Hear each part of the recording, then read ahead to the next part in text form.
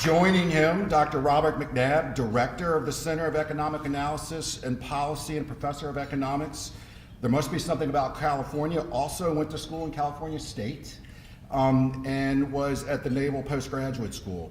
PhD in Economics from Georgia State and is chairman of the department. So look forward to hearing from both of you, and thank you very much.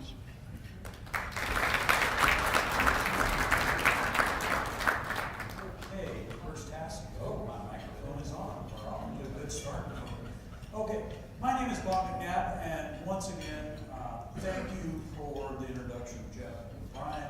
Thank you for coming here today. It's been a while, and things have changed, so let's get rolling. Well, how do we start? By saying thank you to the people who make this possible. Without the dedication of time and resources of our sponsors, we would be speaking in our offices to ourselves, and we've done enough of that on Zoom over the last 2 years. So thank you to our sponsors. You really have made this event possible. Of course, it goes without saying, but we have to say the views, commentary, and opinions that we give today are our own. If you have a comment or you wish to disagree with what we said, please contact us directly. You can contact the president, who then contacts the provost, who then contacts the dean, and then they all come to us. That's a much more dramatic and unpleasant effect. You'd rather have it. So last time we did an economic forecast event, I gave some highlights of what I thought might happen over the coming 6 to 8 months. And it's sort of a way of checking back in to see if we're continuing on the path we've been discussing for the last 2 years. So what we've seen is that vaccines continue to be effective, and that booster shots are more effective than just having 2 shots. But we've also seen the continued rise of vaccine resistance and outright hostility. You might have seen a march in Washington, D.C. this weekend. And that's going to have far-reaching ramifications for public health in the future, because it is morphing from a discussion of the COVID-19 vaccine to all vaccines. And that is something we need to talk about in terms of health and public education and its economic impact. The word supply chain, and we talked about this 6 to 8 months ago, is now part of our lexicon. Nothing's on the shelf, something's on the shelf, something's missing, something's late, somebody took a package off the porch. That's a supply chain problem. So that's probably going to be something we're going to continue to discuss. And another thing we mentioned is that additional stimulus would not be necessary. It would likely overheat the economy. What we've seen is that inflation has picked up over the last 6 to 8 months, so additional stimulus would have just stoked the fire, so to speak. So that's sort of the table setting for today's presentation. Of course, the frame for our discussions today and likely in the near term is going to be COVID-19. And if you look at the data suggests that we're following the same path with regards to the Omicron variant that we saw in South Africa. A rapid rise in infections followed by what is hopefully a rapid decline in infections.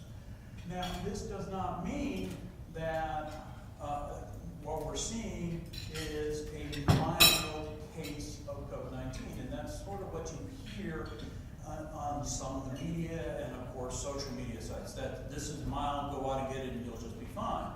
The problem is that when you have so many people infected at once, just throughput would say you're going to have increasing hospitalizations and, unfortunately, mortality. And that's what we're seeing. The U.S. is now approaching, if not exceeding, the previous peak observed from the Delta variant. And, of course, since hospitalizations and deaths lag infections, this is going to be continuing over the coming weeks. If we look at Virginia and we look at Hampton Roads, we see, again, signs of potential good news. A rapid increase in infections. That 7-day rolling average infections is now starting to decline. But again, when so many people are contracting COVID-19, that again pushes a lot of stress on the healthcare system. And remember, there's opportunity costs in care also. If you have a lot of patients with COVID-19 flooding the hospitals, that strains the capacity that if you show up with an appendicitis case or or heart disease or something else, you only have so many doctors and nurses that can only take care of so many people. So we are looking at what can we do to alleviate this stress on the healthcare system. Well, one thing obviously is to look at the data and ask ourselves, if you have been vaccinated or unvaccinated, what is the rate or likelihood that you have been infected with COVID-19? And that is in Virginia. And so when we look at this, you might notice there's a slight discrepancy between those who are vaccinated and those who are unvaccinated in terms of reporting infection. I'll let you do the math, but it's about 15 or 20 times higher. This is controlled for population. So when we calculated these numbers, we basically went in and asked, how many people are vaccinated? That's the pool. How many people were infected out of that pool of vaccinated people? When we do the same for unvaccinated people. So you're not comparing levels, which leads to misleading perceptions, because over 90% of adults in Virginia have at least one COVID-19 vaccination. What you're doing is comparing different treatments. And what we see again and again, not only in the United States, but across the world, is the effectiveness of the vaccines. And so if we're thinking about the way forward in terms of public health, again, it's not only vaccinations, but it's again, the new antiviral treatments that are coming on the market and other mitigation measures. So, if we think about COVID-19 as the frame for our economic discussion, we also have to avoid recency bias. That is, we also have to avoid looking at the news and saying, the Omicron variant, everything's going to slow down again. What we have seen time and time again is that we have rising infections, economic activity slows, and then as the infections fall, economic activity accelerates. And if we look at the Commonwealth of Virginia and the United States, we can see that pattern again. A sharp decline in employment, that is the red line. You could see this shock in the spring of 2020, and a peak. And I'd like to draw your attention to the difference between the blue line, which is the civilian labor force, that are people who are working or looking for work, and the red line, and you see the gap between the two narrowing. And what's happening is that even though people are re-entering the labor force, that is, they are looking for work or actually getting employed very quickly, employment, that is, people working, is growing much faster. And so when you hear discussions of how hard it is for people to find workers to fill available positions, this is one part of the issue, is that our civilian labor force is just not growing as quickly as employment, which means that the headline employment rate, which is measured here in blue, is now below 4%. If you go back 12 to 14 months and ask somebody what would be the unemployment rate at the beginning of 2022, you might have seen a forecast of 6, 7, or 8%. The fact that we're now nearing pre-pandemic levels tells you about the acceleration of the recovery in the latter half of 2021. Even the broader measure of unemployment, which captures people who are marginally attached to the labor force, shows a dramatic climb from the peaks observed in the spring of 2020. If we look at this and we ask, well, what's happened with African American, Hispanic, and white unemployment, you see again that we're approaching pre-pandemic levels. The recovery in African American unemployment was initially delayed, but appears to be accelerating in the most recent data for the last several months. If we think about jobs now, and we ask employers, how many people are you employing? You can see that we have had an acceleration of job growth in 2021.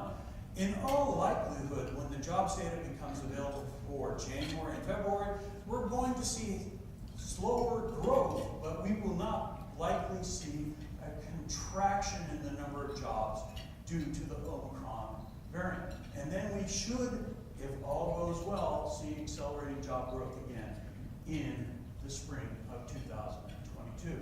So where have these jobs been lost? If we look at the change in payrolls, the change in jobs in the United States, pre-pandemic, February 2020, to the most recent data available in December 2021, we can see that the most jobs have been lost in leisure and hospitality. And as Dr. Agar will talk about, that has been distinctly felt here in Hampton Roads. Then you look at government, and you're like, well, is the federal government not hiring anymore? These job losses are primarily concentrated in local governments, and this is due to the budget cycle. That when local governments and state governments formed their budgets last time around, their expectations for revenue growth were much lower than what was actually realized. So you may have heard how states are now enjoying a significant fiscal surplus. Well, when you make a budget that is more constrained, you tend to lay off employees. And so we've seen significant cuts in terms of capacity at local governments and in some state governments as well. And again, for many people, it is perplexing to say we're in the middle of a pandemic. How can you see reductions in education and health services? But again, remember, we've seen problems in terms of filling teacher positions for one, and two, when you have rising infections, you have constraints on elective procedures as well. Now, if you take those three sectors, they account for more than the majority of job losses in the United States. But this, again, is much better than we were back 6 to 8 months ago.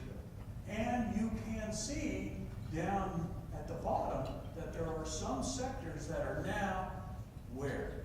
In a better position than they were prior to the start of the pandemic. So we are seeing not only a recovery, we're now starting to see the signs of an initial expansion in jobs in the United States. So let's think about this in a historic context. What does this mean? If we compare the recovery in workers, and we look at prime age workers, those who are in the 25 to 54 age group, and ask, how quickly have they returned to employment after job loss? What we see is the purple line, a rapid decline in the employment population ratio, and then a rapid recovery.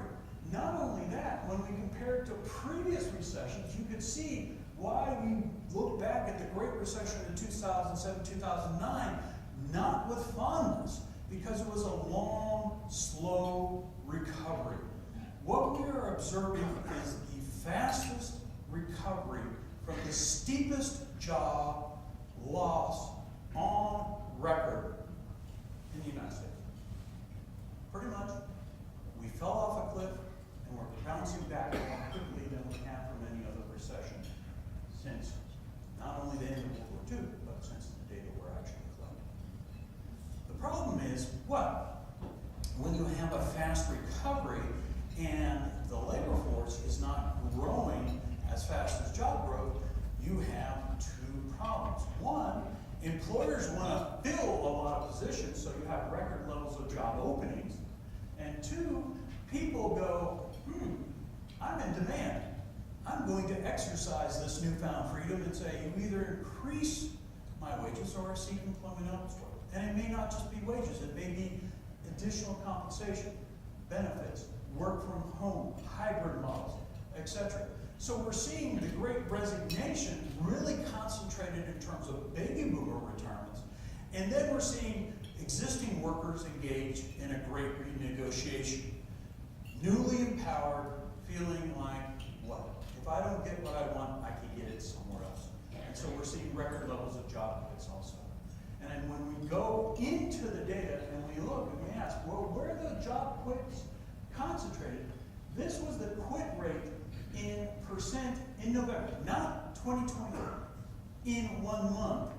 Approximately 1 in 16 leisure and hospitality workers quit their jobs. And the previous month, and the previous month, and the previous month, and the previous month.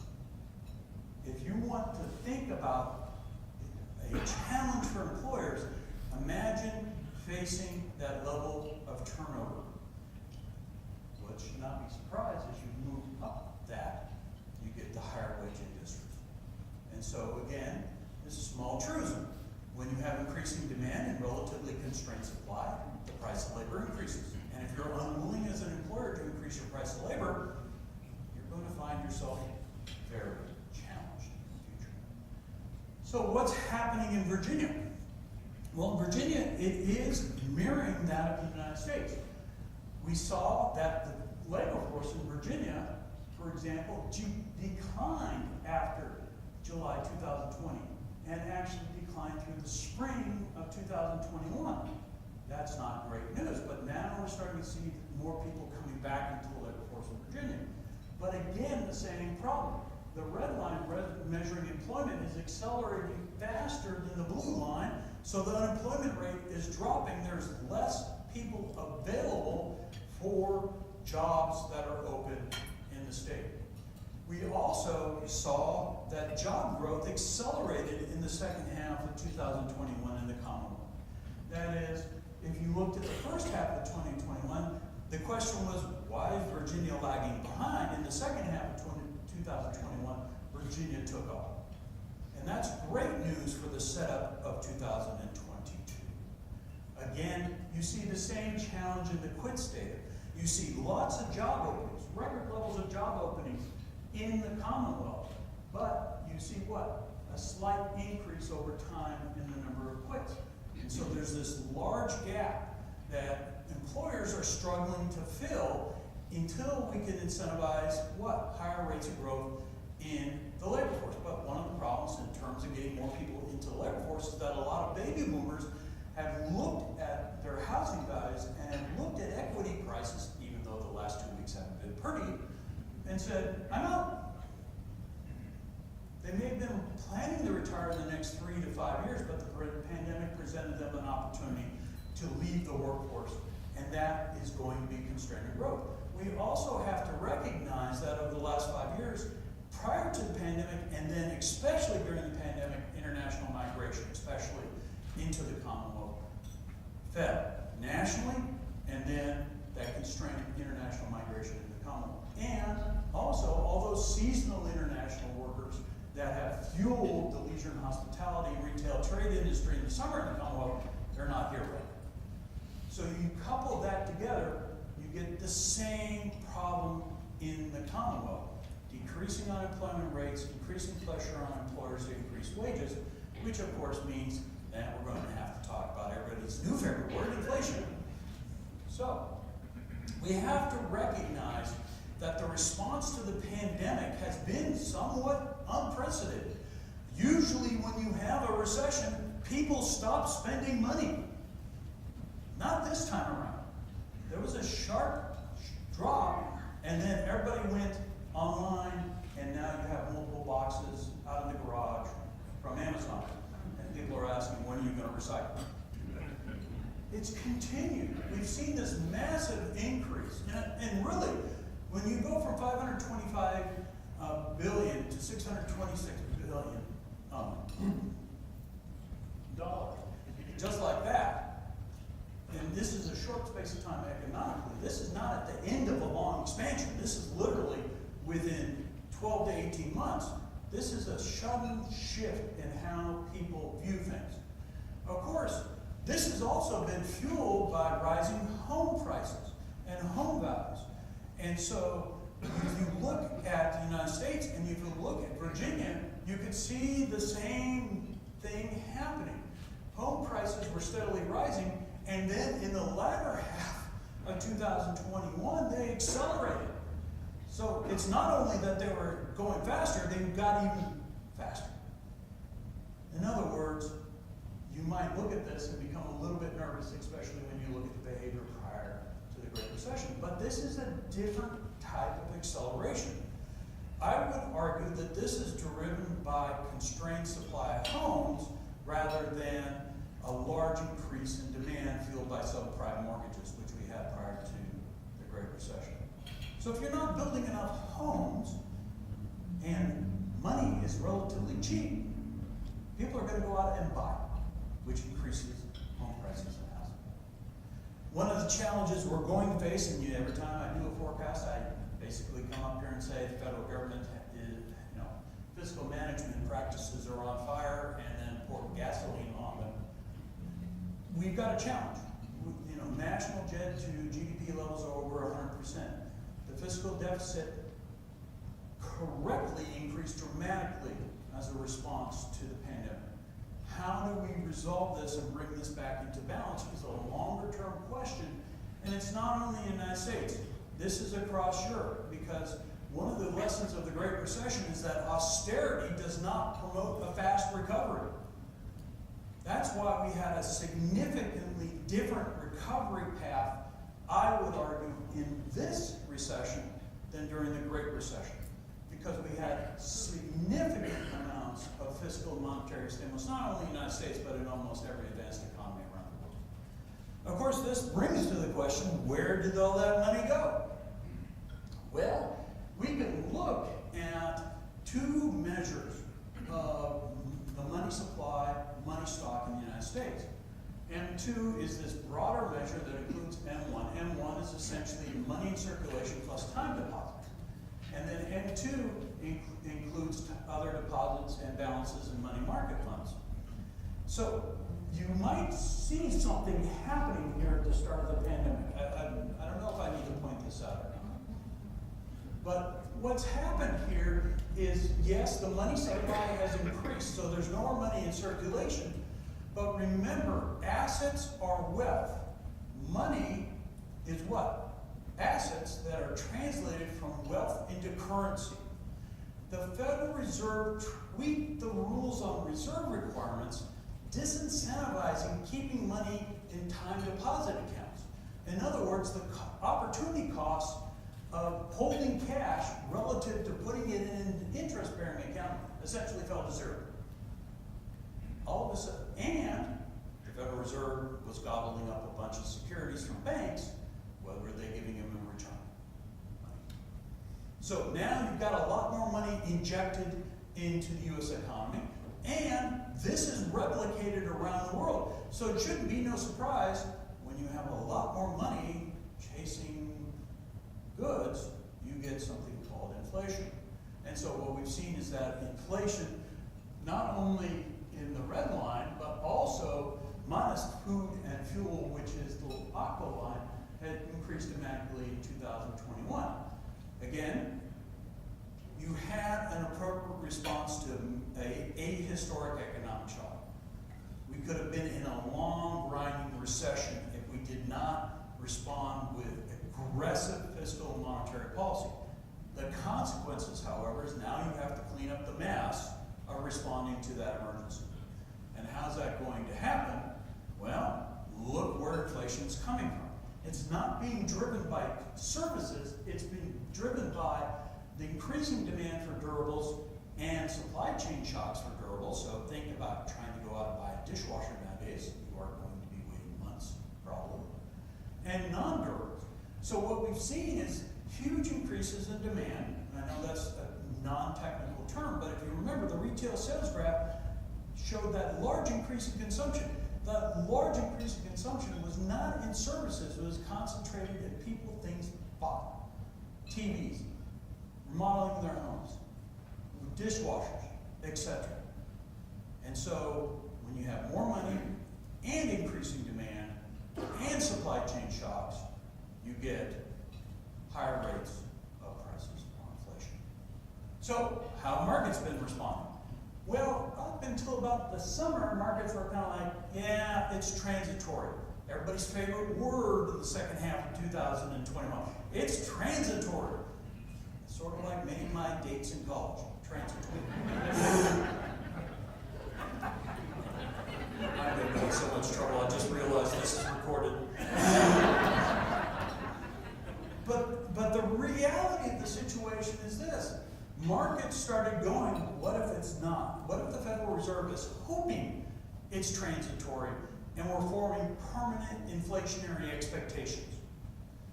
That's when you start getting married to inflation. And as I was talking right before the presentation, you just have to go back to somebody named Paul Volcker in the early 1980s to remember when people believe that prices are going to increase at a faster clip over the coming years, that's very hard to break. And how does the Federal Reserve break it? They have to increase the cost of capital. How do you increase the cost of capital? One, they raise the discount rate, which you will hear about at 2 p.m. today. I think it should go up 50 basis points, but it'll probably go up 25, which means they'll be further behind the power curve on inflation. And two, they're going to start fiddling with the financial conditions. That is, they're going to bring back reserve requirements. They're going to unwind securities. They're going to do what? Constrain the growth of money supply. By making money more expensive, and by making velocity money decline, they're going to take some of the steam out of the growth prospects for the U.S. economy in 2022. Now this sounds like I'm going to end on a depressing note. I am never depressing. Okay, you've heard enough of my presentations to realize that sometimes it is depressing. But I think we can look at this as more than a glass half full, maybe 3/4 full. There's a lot that says things are likely to be better and markedly better in 2022 when compared to 2021. The evidence continues to mount that vaccines are broadly effective, and that if you're boosted, you're even in a better position with regards to variants from COVID-19. We're seeing suppliers adapt. We're seeing goods move through ports at a faster pace. So that suggests that producers will learn and that supply chain constraints will ease, but not be entirely eliminated this year. The Great Resignation is just going to continue, right? Unless you can entice baby boomers to stop retiring somehow, they're going to leave the workforce. That means we're going to have to grapple with this issue of lower rates of labor force participation amongst prime age workers, but also what happens when we can't replace some of those workers with international migration over the coming years. I would argue the Federal Reserve, unless they surprise us today, is going to lag behind inflationary expectations, which means they're going to have to accelerate monetary policy constraints in the latter half of this year. And then, of course, there are uncertainties. And I think when people talk about let's return to normal, they really are saying something very simple. I really hate uncertainty, and it seems every time I turn around, I'm getting hit with more uncertainty. Please make it stop. Unfortunately, not going to happen. I mean, we could see the geopolitical situation in the Ukraine, South China Sea is just extraordinary challenge. And some of those events are beyond your control. Just have to respond and be proactive rather than, oh, well, it's going to happen. But even with all this, I would argue that the U.S. is poised for growth in 2022 and into the next year. If we can moderate the pace of inflation, then the U.S. economy has a lower bound of increasing in terms of real gross domestic product by 3%, if not closer to 3.5% or more, in 2022. Even the IMF, who recently downgraded their forecast, is arguing the U.S. economy will grow in real terms, after inflation terms, by 4% this year. So even a relatively conservative forecast would suggest we're going to grow at a rate greater than we saw prior to the pandemic. Jobs should be fully back in the aggregate by the end of the year, not only in the United States, but also in the Commonwealth. Interest rates are going to rise, federal deficit will remain a challenge, but all in all, a much better picture than it was last year. Dr. Eckel.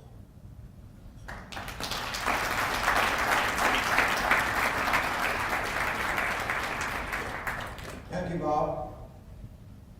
You will see my part of the presentation is not as good in the labor market as we observe nationally or in continental Europe.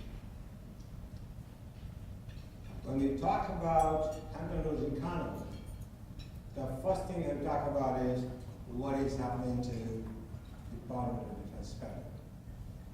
As I said before, the Department of Defense spending is roughly responsible for accounts for 40% of economic activity on the roads.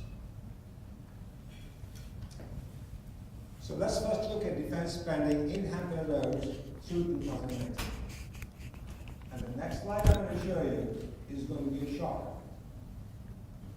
It's a shocker because of the way the DOD or BEA has actually revised military employment numbers. Before I show you this slide, the numbers were not revised prior to 2015. However, the numbers have been revised drastically since 2016. Notice the red line. The blue line is the numbers put out by BEA back in 2020. The red numbers are the ones put out by BEA in November 21.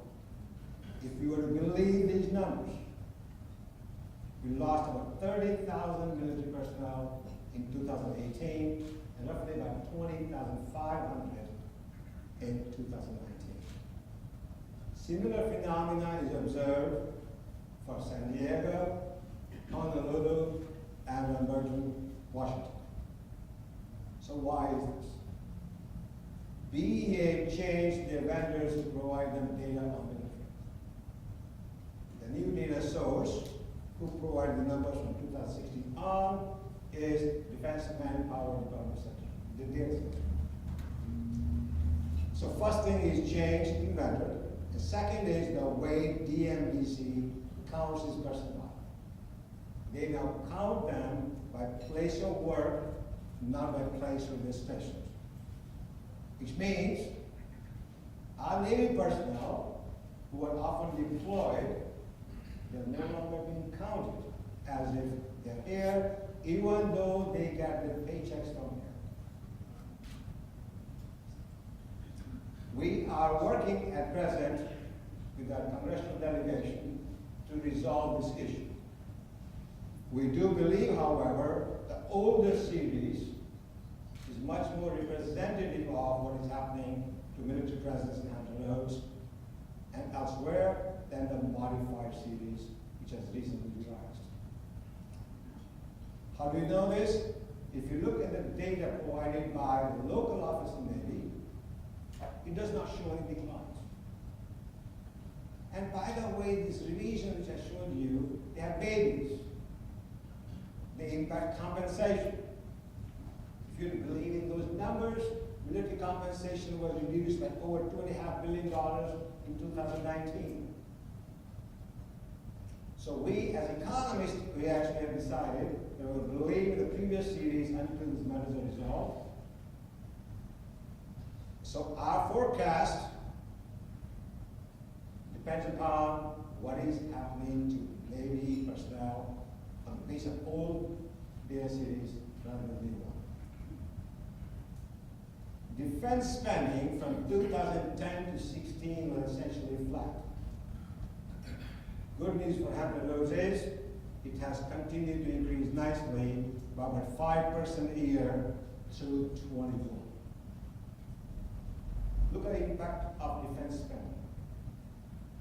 GDP from 2005 to 2016 was nearly flat for Hampton Roads. Two factors which caused this: Great Recession and something you're all familiar with called sequestration. However, as defense spending started to increase, we see a moderate, slow economic growth from 2016 to 19. COVID-19, we estimate, caused the GDP to decline by 2.5%, and we expect the GDP will grow in 2021 by about 3%. We will obviously revisit this scenario next time once hopefully this data issues are resolved. Let's talk about jobs. You see what I said? The situation in Hampton Roads is going to be quite different than what you observe nationally or in the Commonwealth of Virginia as presented by Bob McNabb. Jobs and employment numbers do not include active duty military personnel. So that problem does not exist in this section. They do include federal civilian workers now. Let's go back to February 2010, when the trough in employment was observed. So February 20, just before COVID-19, our economy created only 9.5% more jobs over 10 years. not much. Virginia had 13%, 14% more, and the United States had run roughly 18% more. Our job growth was sluggish. Our job growth was slowest among the major metropolitan areas, both north of us, like Northern Virginia and Richmond, and south of us.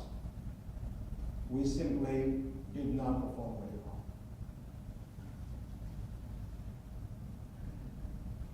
Effect of COVID-19 can also be seen if you simply were to look at continued unemployment claims. Prior to recession, they were about 4,000. They increased by a multiple of 20 times within 2 months. They are slowly coming down. You may think it's good news. I would call it is news. Why do I say this? If you were to look at the labor force and employment numbers for our Hampton Roads area, you notice since August of 2020, labor force in Hampton Roads has been declining. And not many more people are being employed, only 1,500 more. Gap between the two has reduced, which has caused lower unemployment rate. But if the labor force had stayed the same as it was in February 2020, the gap between the dashed line and the red line of employed people, which will show the number of people unemployed, would have been a whole lot more. In other words, unemployment rate has declined from 12.8% to 4% in Hampton Roads, official unemployment rate, but the cause for this was a very steady decline in labor force, not because of increase in employment. And if the labor force had stayed the same, unemployment in November 21 would be close to 10%, not 4%. If you were to look at the job growth, we find a similar phenomenon as we see nationally. We are still about 31,000 jobs short of the pre-pandemic level. The million-dollar question is the recovery going to be the same as this was after the Great Recession, or we will move it faster now? Again, notice here, the recovery since February 2020 has been slowest in Richmond, followed by Hampton Roads. All of these areas, by the way, have lost roughly 10% of their jobs from February 2020 to April 2020. Areas south of us have recovered much faster. Greenville has completely recovered, and so has Jackson. I don't have to say much about this chart because this chart is very similar to what Bob presented. Significant losses in leisure hospitality, education and health services, and again, state and local communities. What about the port? Port, by any measure, had a banner year in 2021. Look at TEUs. For the first time in the history of port, we have more than 3 million TEUs. They increased by roughly 25% in 1 year from 2020 levels. So even though the volume of TEUs being handled at the port was increasing substantially, this port did not have any congestion. Port has in fact become quite efficient. And investments in the port are now paying off. It's taken several years, but we're on the right track. If you were to look at monthly cargo tonnage, I call it loaded tonnage, loaded TEUs, because they're a better measure of international trade.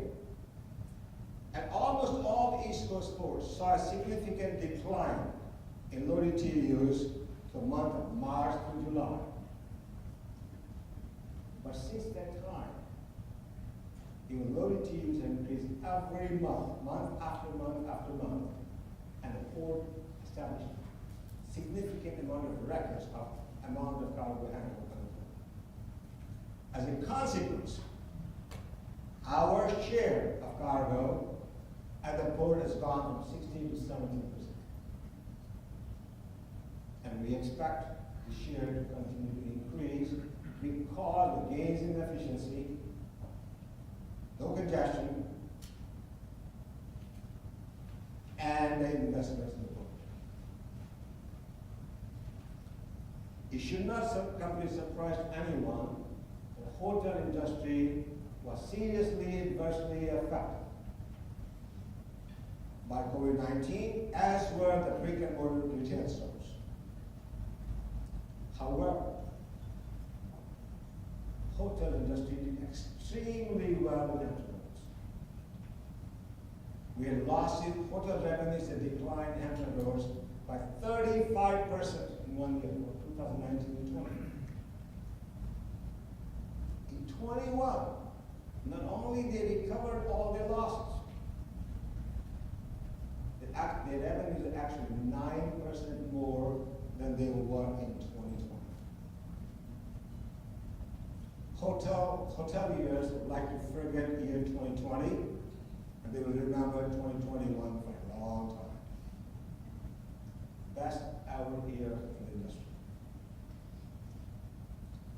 If you were to compare performance of hotel industry in Hampton Roads to the nation or the Commonwealth, you'll find we did very well. As a matter of fact, even with a 35% decline in revenues, hotel industry's performance in Hampton Roads, except for a month or two, was best compared to the top 25 markets in the nation. They're losing money for the performance of the best. Why? And this story will stay even for 21. Hotel industry in Hampton Roads depends more on leisure travelers or driving travelers. Our industry does not have that many high-level luxury rooms. A third of the hotel industry rooms are classified as upper upscale level hotels. We typically have a concentration of lots of mid-scale hotels. These hotels perform much, much better in 2020 compared to upscale hotels. The upscale hotels depend upon business travel, conventions, conferences. Notice one thing very interesting here is Williamsburg revenue decreased by 64%. All the attraction in Williamsburg were closed.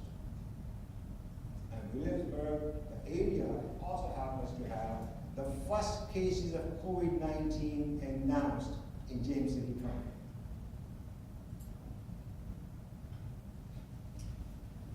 Hotel industry has recovered, notice from March to June to September to December. Every single part has it. US is recovering, so is Virginia, so is Hampton Roads. Northern Virginia continues to struggle. Again, because of their dependence on business, government travel, conventions, conferences, and the like.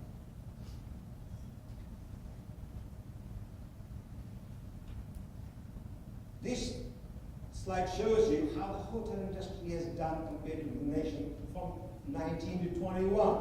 Forget 20. 20 was lost cause.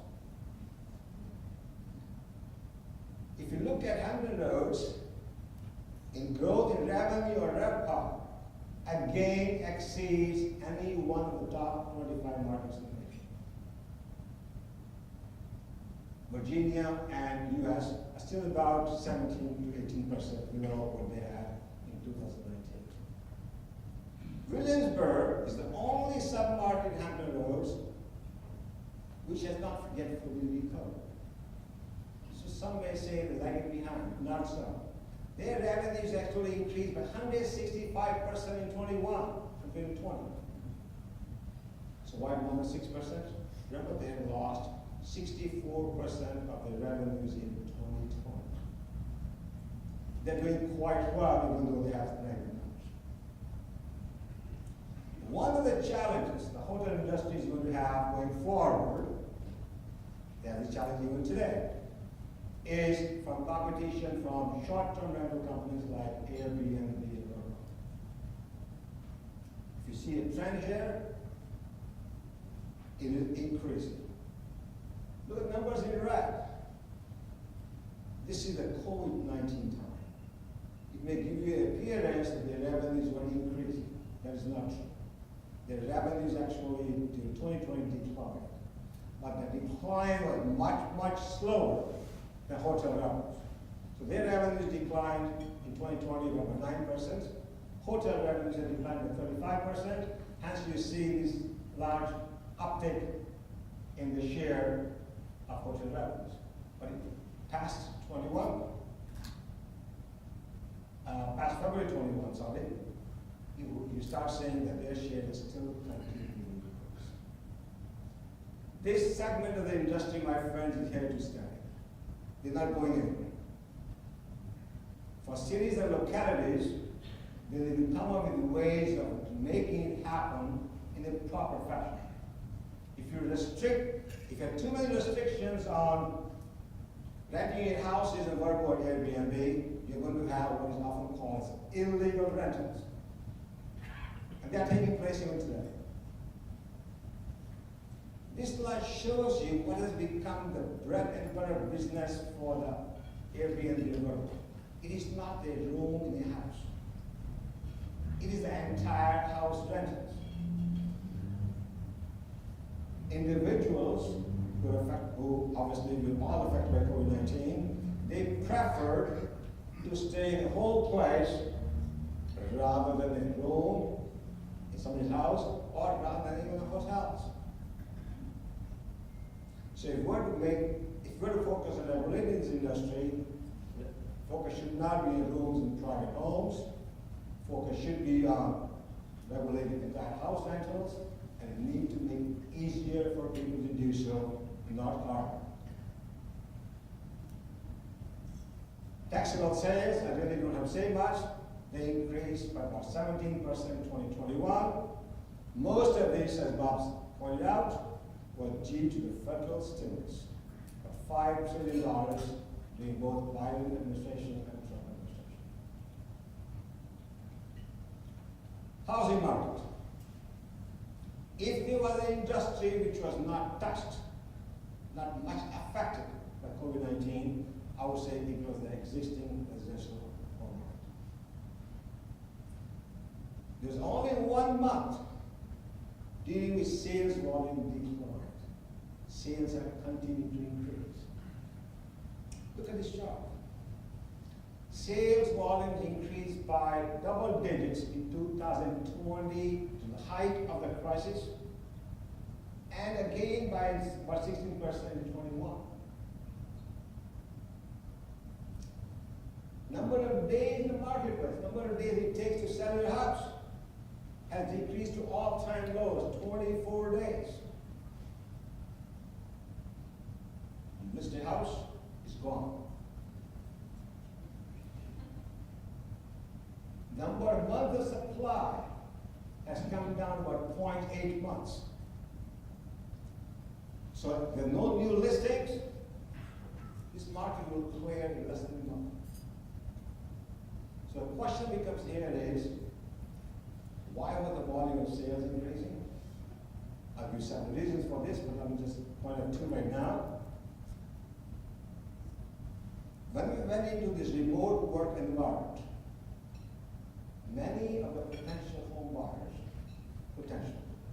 they all of a sudden went into the housing market to buy bigger homes.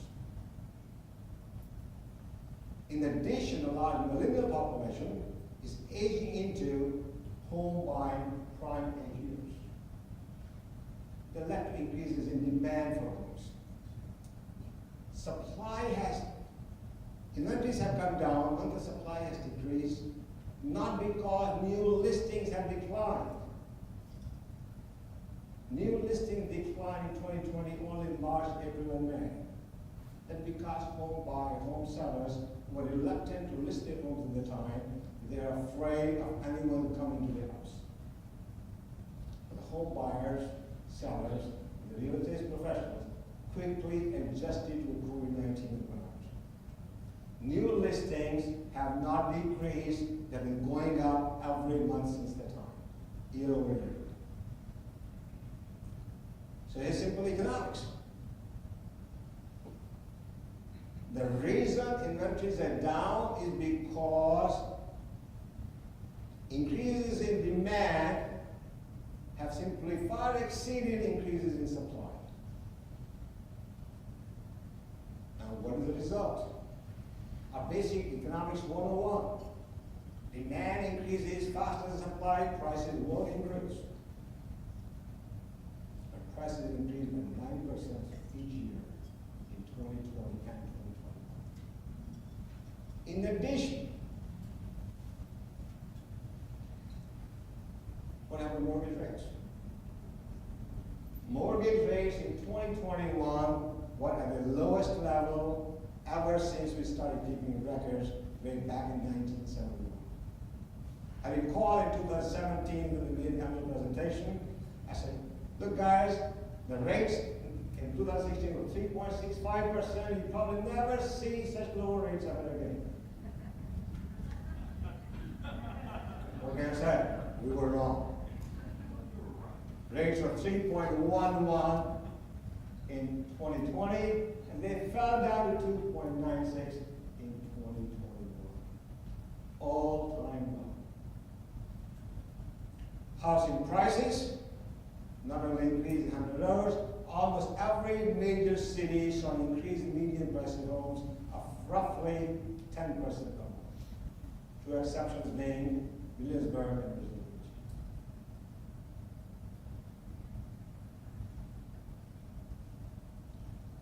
Houses today are still more affordable than they have been. Rents are rising. Rents of a 3-bedroom house, and we comparing that rent to a medium-priced home, principal, interest, and tax payments. The reason you see a slight increase in 21 for the green line is because median prices have gone up. But they didn't go up as much simply because we had lower mortgage rates. When people buy a home, what are they looking at? What is the down payment I need? And what is the monthly payment I need? So housing prices have gone up simply because, as Bob pointed out, cheap money.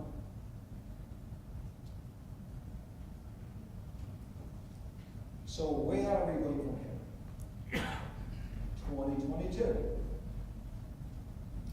Let's first look at defense spending. We expect defense spending to increase again in 2022, about 2.5%. Remember now again, it's based on our previous data series.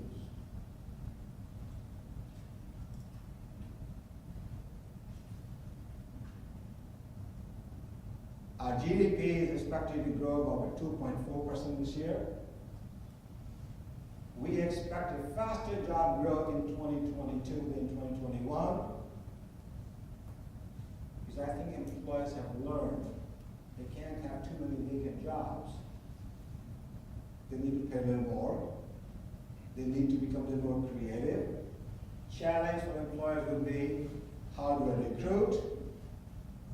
How do I retain?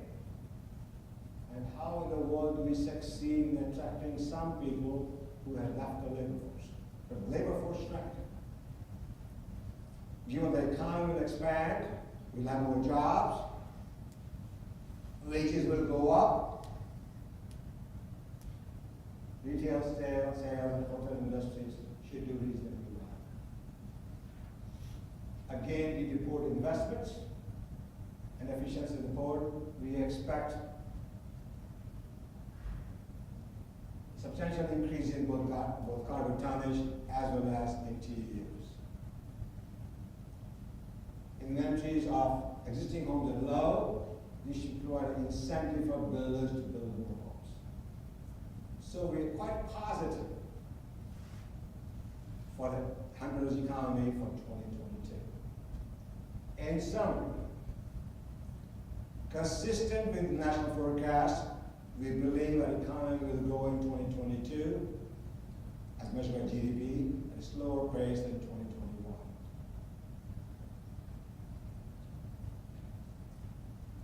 Defense spending will continue to play a significant role in our lives, especially to grow for a boostful economy. Port of Virginia should have new records in 2022. And finally, yes, mortgage rates have been historically low. They're expected to increase.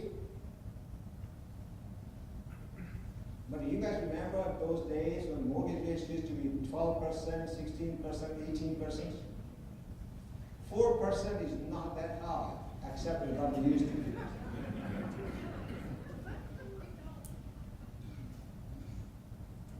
I appreciate you listening to us. Please, if you'd like to get some more information about Jaguar Center's economic activities, give us a card, send us an email, or text ODU to 66866. Thank you very much for listening to us.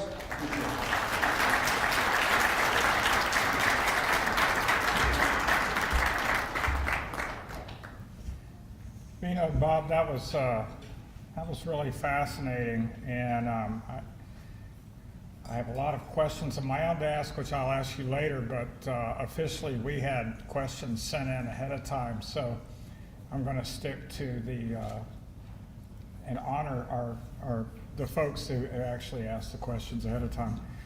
But I will say on the first one, which is about inflation. I was speaking to an executive at one of the country's largest retailers on the phone last night. This is not a Virginia-based retailer, who was telling me that based on what he's seeing, the buyers of that company buying that'll be delivered in the latter half of 22, that inflation will actually probably be up to 50% higher than what people are predicting. And so that's significantly more than what is publicly being said. You mentioned the monetary policies that can curb inflation, and I was glad to hear you mention Volcker, because a lot of the belief about inflation is you believe prices are going to go up, you're going to go out and buy something. When you go out and buy something, you are executing demand that then drives up prices, and it's cyclical. So what are some of the other things besides monetary policies that might be done to curb inflation? And the question that was sent in was this inevitable, or were there policies that could have kept us from getting here? Well, we could, I'll put it this way. Which would you rather have? Double-digit unemployment or higher inflation? And we were facing a significant economic shock. We saw 1 in 9 Virginians, 1 in 9 Americans lose their job in the space of months.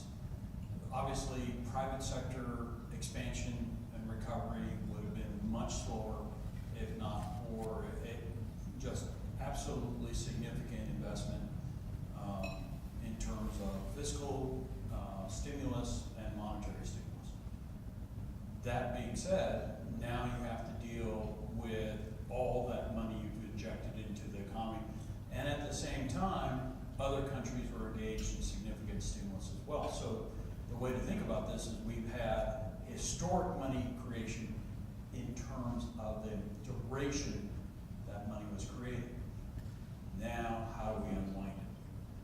That's why inflationary expectations are so hard to combat, because you essentially have somebody coming into the ER, you know, they're having a heart attack and they got a broken limb and they have appendicitis. You have to treat one dynamic problem. The way you're going to have to treat this, unfortunately, you could engage in significant fiscal austerity. That is, the federal government could rein in expenditures, cut Social Security, Medicare, and other types of payments, in an attempt to, through the fiscal multiplier, reduce the pace of economic activity and thus lower inflationary expectations. But that's a pretty blunt instrument. Really, what you have at your disposal is the monetary policy instruments, the cost of capital. And so if you look at the money in your pocket, you look at your money in your account, that's directly affected by not only the discount rate, which will bleed through to credit card rates, mortgages, and other financial instruments, but we should see the Federal Reserve, for example, as I mentioned, increasing reserve requirements, reducing risk to the monetary system by increasing stress tests, but also taking this, swapping back out securities and corporate bonds for the cash that they've injected into the system. Well, let me throw out another potential aspect, and that's taxes. And our tax structure has favored wealth creation over wages. And if that were changed, could that have an impact? And also, corporate taxes tend to favor investment in technology, not in people. And if that were somehow changed, would that have an impact? If you could get it through Congress, yes. I didn't say it was possible. It may be about as possible as reducing welfare or Medicare payment. I'm trying to be realistic in terms of the policy instruments that are actually actionable. The problem, if you can tax people through monetary policy also by increasing the cost of capital. Now, we could have a longer term conversation. Have we made our economy more vulnerable to these types of inflationary surges because of increasing income and wealth inequality? That's another conversation to have. There are rules you can have to take some of the steam out of equity markets, for example. But again, our problem is everybody expects monetary policy to be this fine tuning of the thermostat, and if there's anything you should be assured about of the last 24 months is that economists are not as sure about the economy as they report. Except me. Thank you. The other thing is the military employment figures, and this is really for Vinod. That revision has a lot of implications for how this region looks to when Doug Smith's trying to get a company to come here, and when we're looking at trying to get government support for things. Could you talk a little bit about those impacts and how that's going to? So one of the major question is, how it depends. Let's forget the changing numbers here. We do not see at this time military employment decline. I may change the story next year if DMDC is able. But we don't see it. Having said so, do not expect Department of Defense spending to continue to increase. As we said before, a 40% economy depends upon the one sector. And what we really need to do is to use this as an asset, but need to diversify the economy. We cannot continue to put all our eggs in the same basket. And I believe the Hampton Roads Alliance, believe in Hampton Roads, and the Chamber are actually working together so the localities start thinking of this area as 757 and promote development and expansion of other industries and enterprises. That will have to be key. Yeah, and I agree with you. I think those organizations are working very well together to do that. One area where we've seen some recent success is offshore wind. How do you see that for either of you? the development of offshore wind, unmanned systems, et cetera, affecting our local economy. So, we were fortunate to be asked by the Go Virginia Regional Council to take a look at economic conditions in Hampton Roads or Go Virginia Region 5, which are largely synonymous, except some counties in North Carolina. And what we looked at is this idea of industry clustering. Where do we, as a region, have a comparative advantage relative to other metropolitan areas in the United States? One of those turns out to be in renewable energies, clean energies, that we have a concentration of employment here in the region that is greater than the average in the United States. And we have a similar concentration in advanced manufacturing, data analytics, and of course shipbuilding and ship repair. In other words, we have comparative advantages in these industries. Now you're asking, well, what does this have to do with wind or solar or anything else? The question becomes, can we make sure, or can we attract the industries so that we are actually building the products here? If we're just bringing things in on barges, taking them out on a ship, putting them in the ocean and letting them spin, yes, we get a construction impulse. In other words, you get construction jobs. But once the windmills are built, the maintenance jobs are relatively small. What you want to do is look for those possibilities where you can manufacture and export. So another thing is, for example, Wallace being in the finalists for Rocket Lab, which is a New Zealand-based satellite launching. All you have to do is look at SpaceX's facility in Boca Chica, Texas, to see aerospace is a growth industry. We have comparative advantages in the inputs into these industries.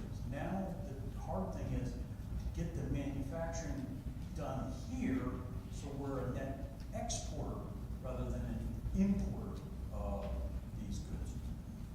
So that, And go ahead, Bruno. And this also goes by the way the maritime cluster. You saw that port tonnage increase, but if most of it is throughput going to Midwest, it is not an attractive engine for economic growth in Hampton Roads. Again, what we need to do is to attract firms who can bring their raw material even from abroad, finish their products here, and export them. And when we say export them, we don't mean necessarily exporting overseas. Export from here to other states in the Commonwealth. In the Commonwealth or other states. So if you really want to become an engine of economic growth, we really need to focus on how to attract, retain, and expand existing businesses, which can be a vehicle for a significant economic growth going on.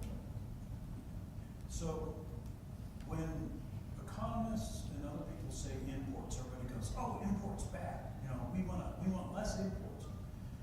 It depends on what you're importing. If you're importing what we call intermediate goods, that's goods that you then remanufacture and add value, that generates re-exported goods that generates growth. Virginia developed a strategy for imports back in 2019.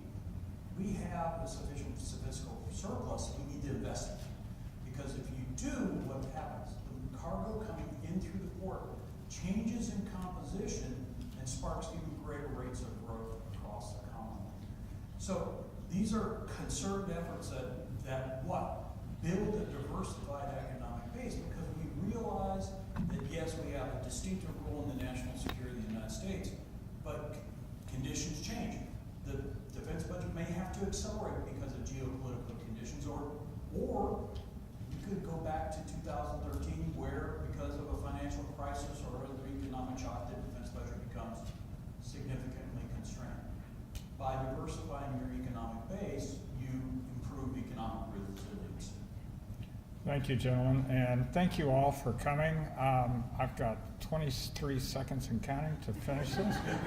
So we really do appreciate you all coming, and I just wish that I'd had this much fun in economics when I was a sophomore in college. But thank you all, and have a great day. Thank you. Thank you.